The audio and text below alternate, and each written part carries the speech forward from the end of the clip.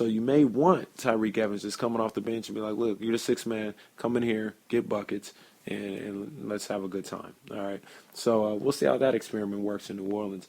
Brandon Jennings and Josh Smith left their respective homes in Milwaukee and Atlanta to go to Detroit and team up with Joe Dumars and those boys in Detroit.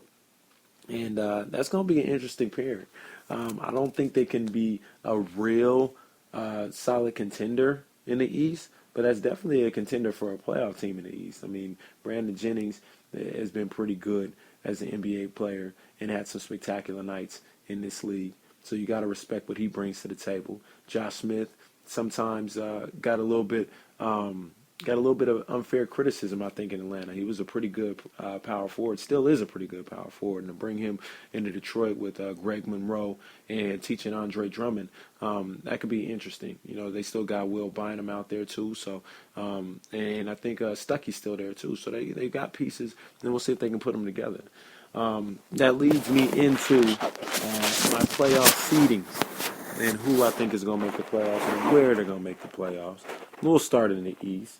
I got the Heat being the number 1 seed. I got the Bulls being the number 2 seed. I got the Brooklyn Nets being the number 3 seed. The Indiana Pacers being the number 4 seed. I got the New York Knicks being the number 5 seed. 6 seed, Washington Wizards. 7 seed, Cleveland Cavs. And the 8 seed, Detroit Pistons. In the West, I got the 1 seed being the Clippers. 2 seed, Rockets. 3 Spurs. 4 Warriors. 5 Grizzlies. 6 Thunder, wow. 7 Lakers, 8 Mavs. Now for the A seed, I got to be real with you. I stuck the Kings in there initially. I really believe in this Kings team. I believe in that organization and what they have going on. They have the right people in that organization. They've had talent on the roster.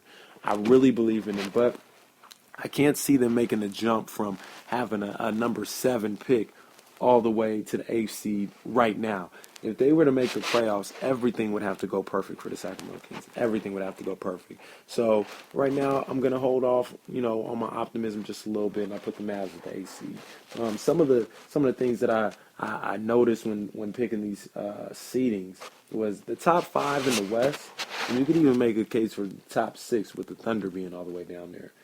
They can go anyway. Those 6 teams, the Clippers, Rockets, Spurs, Warriors, Grizzlies, and Thunder, they can all go any way you want them to.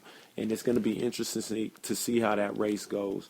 It's going to be interesting to see how that 4-5 spot goes and who falls in the number 6. And then who falls in the number 3 and has to play that number 16, who is a lot better than most number 6 seeds. So it's going to be interesting to see how that goes.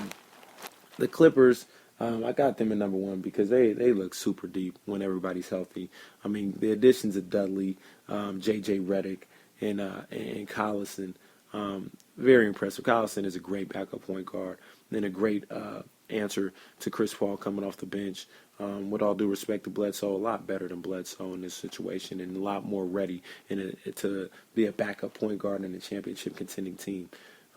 So that's going to be a big addition for them. I have the Grizzlies at 5. I can see them anywhere going between 5 and 7. I think the Lionel Hollins thing might be a problem for them, man. It might be a problem.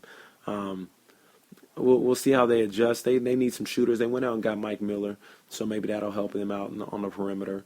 But they definitely need some shooters. They got exposed in the San Antonio series last year in the conference finals for not having anybody that can really shoot the basketball. Nobody. And they're going to have to address that.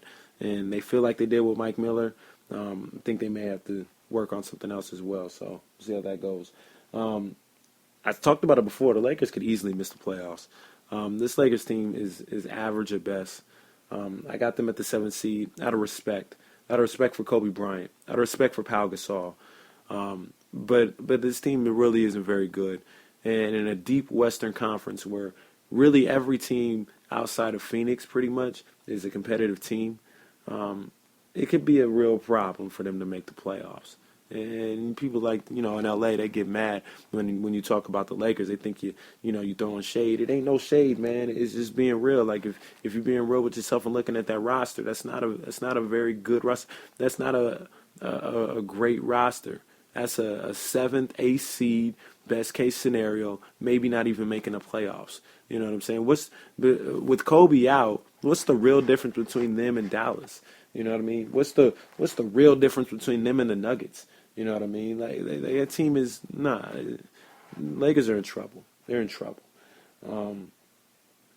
For those 2 playoff spots going into that, I got the Mavs, Lakers, Nuggets, Pelicans, T-Wolves, and Kings all fighting for the final 2 playoff spots until like the last 2 weeks of the season. I think the Kings and the T-Wolves are going to hang in there. I think there's going to be much improved teams. The West is just so deep. The West is so deep. You gotta really be on your A game to even sniff playoff contention. So it's going to be a battle. Some people might throw Portland in there as well, so got to look out for them. Over in the East, I got the Heat as the number 1 seed, like I said, but the Bulls could easily be the number 1 seed. I think the Bulls are going to make a big run this year. I think Derrick Rose is going to have a MVP-type season. I don't know if he's going to win the MVP, but it's going to be that good of a season. He'll be back. Luol Deng, if he can stay healthy, that'll be a great addition. Jimmy Butler, they might have found that 2 guard. I like what Butler and Deng do on the perimeter in a Thibodeau type of defense. Like, that could be a problem. They're long, they can move. Their defense could be suffocating in some situations. So that's going to be interesting to watch. I could see them getting that number 1 seed. I don't really think Washington, Cleveland, or Detroit are anywhere near the top 5 of the Knicks, Pacers, Nets, Bulls, and Heat. But, I mean, somebody's got to make the playoffs. You know what I mean? And I think these teams aren't bad. Cleveland is actually pretty good. I like the direction Washington is going. We got to see if John Wall can lead them the way that he should be leading that team now in his 3rd year and staying healthy. Bradley Beal, I really like Bradley Beal. So, if Wall and Beal can get something going in that backcourt, that'll be interesting to see. I think they can put it together. And I talked about Detroit having some good weapons out there too. So they're not nowhere near. I don't think any of them make a first-round upset by no means or even really come that close. But teams on the upswing in the East. When it comes to the NBA Finals, I've got the LA Clippers making the NBA Finals for the first time in team history. That'll be a hell of a story, going up against the Miami Heat. And I like the Bulls. I like the Pacers. I like the Nets. But as long as LeBron James is out there, there's no way that you should be betting against LeBron James. And if Dwayne Wade is healthy this year, that makes them a real problem. That makes them damn near unbeatable. And then if they can get anything out of Greg Oden to get a legit center in there and get Posh back at that stretch 4 position, that team is tough, man. That team is real tough. So the only thing that might be a problem for them is the bench. I don't know if what Norris Cole, Shane Battier, Adonis Haslam, what they're going to be able to give you off the bench. That could be an issue. But Birdman comes in and does what he's supposed to do, just play with energy. That's somebody off the bench that you can rely on. That Heat team, when they're good, when everything's going good for them, they're tough. They're extremely tough, damn near unbeatable. So I got them over the Clippers in the NBA Finals.